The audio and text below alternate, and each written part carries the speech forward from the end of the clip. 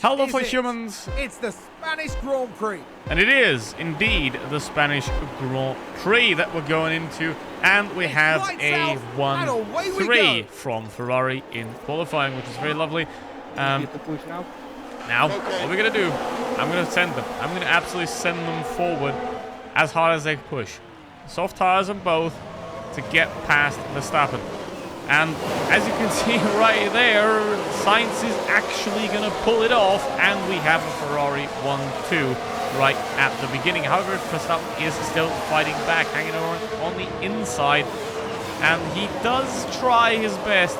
However, now we're going to go back onto the outside, and now Sainz is on the inside again, which means he can just get through, and he apologizes for something, and now he is right up ahead into P2, and that's how it stays for quite a while. Unfortunately, the Red Bulls are really, really fast in Spain, which means they're all together.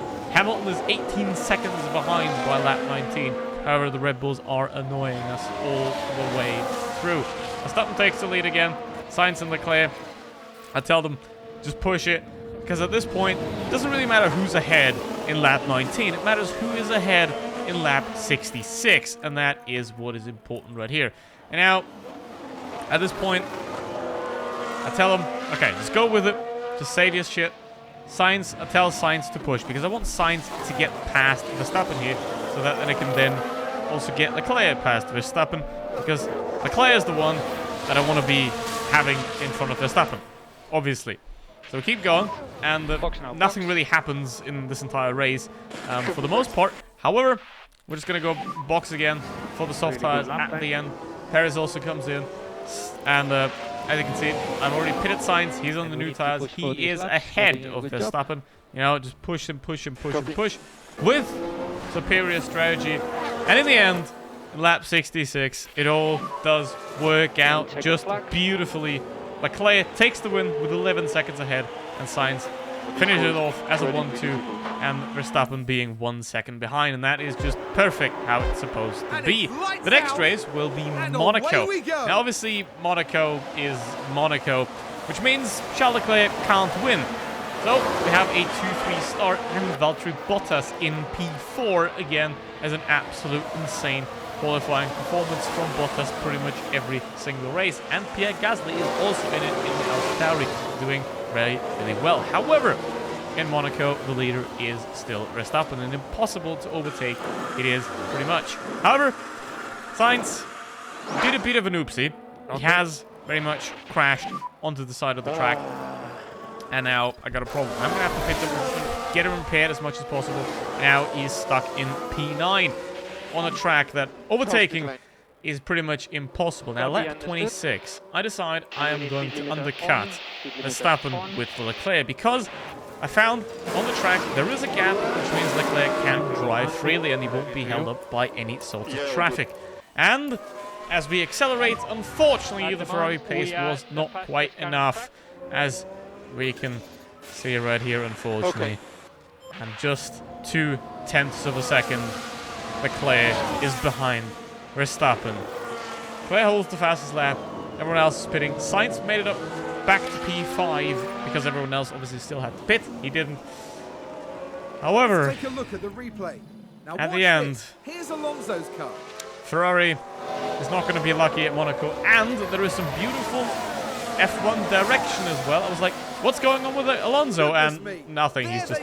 He's just driving on the road. So TV direction is on point. In the end, you know, Verstappen just pulls away. The car is a lot faster. And unfortunately, we finish in P2. Charles Leclerc will never be able to win his home race. However, will we be able to win Baku? That would be very nice. Again, a 3-2 behind Verstappen with Perez in P4.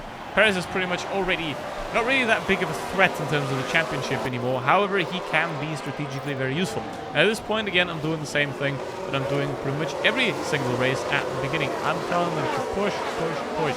Right? I want to have that track position. And first of all, I want to make sure that Red Bull can't pull away at the front, because if we keep fighting them, they can't pull away, ideally. And Verstappen can't just yeet into the sunset. Now, Perez gets past Sainz almost. However, as we can see right there, he just about makes it. He holds on. And now, Sainz does. Here he comes. And he does not have a chance. And Sainz does just about hold on to Perez behind him, which is beautiful. Now, it wouldn't be Baku if there wouldn't be safety cars absolutely everywhere. At this point, Sainz has no pace, and he's also fallen behind the Mercedes, which is just not very nice, which means this is a safety car just about the right time. I decide to pit them. Verstappen stays in P2, Sainz falls back to P10, which leads us into another safety car where Sainz got back into P5. That's because other guys pitted. We got another safety car. And Sainz has overtaken Zhou right there to make it back into P8.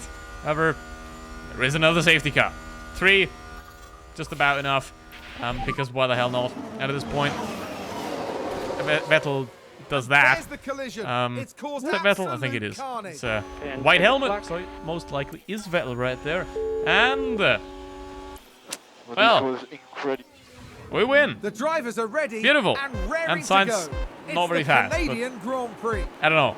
At this point, I'm kind of trying to will Sainz on, get him forward. However, he's just not getting where he's supposed to be. Relatively weak pace in Baku. But can it be better in Canada? Now, same story again.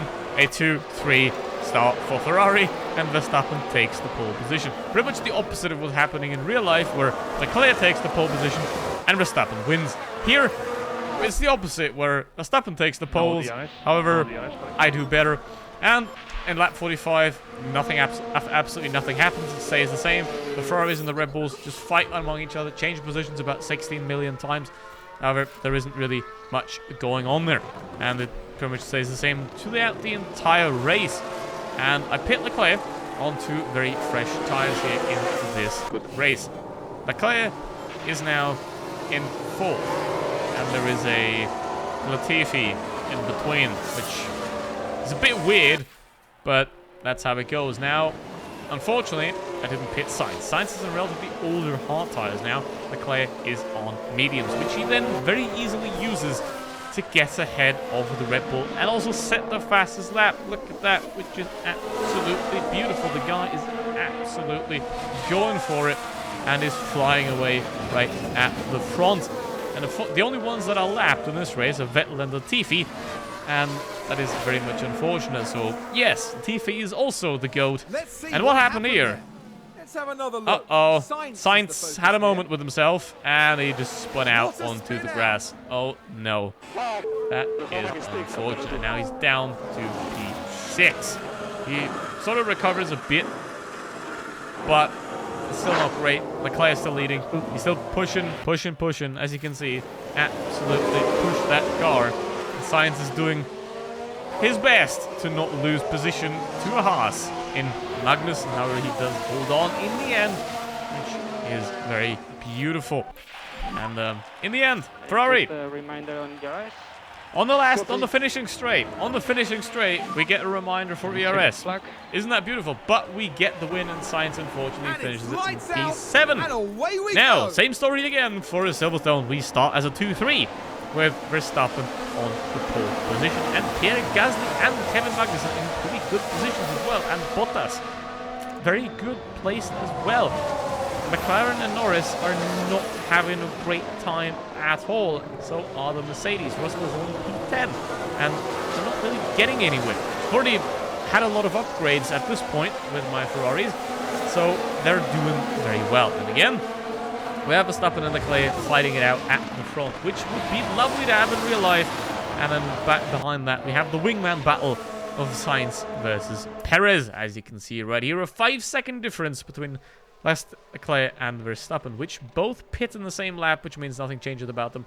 Verstappen stays ahead of Leclerc. And then at that point, now think about pitting Sainz, but I hold on just a bit and let him out for a couple of more laps. He's still out there leading. Perez is still right behind him.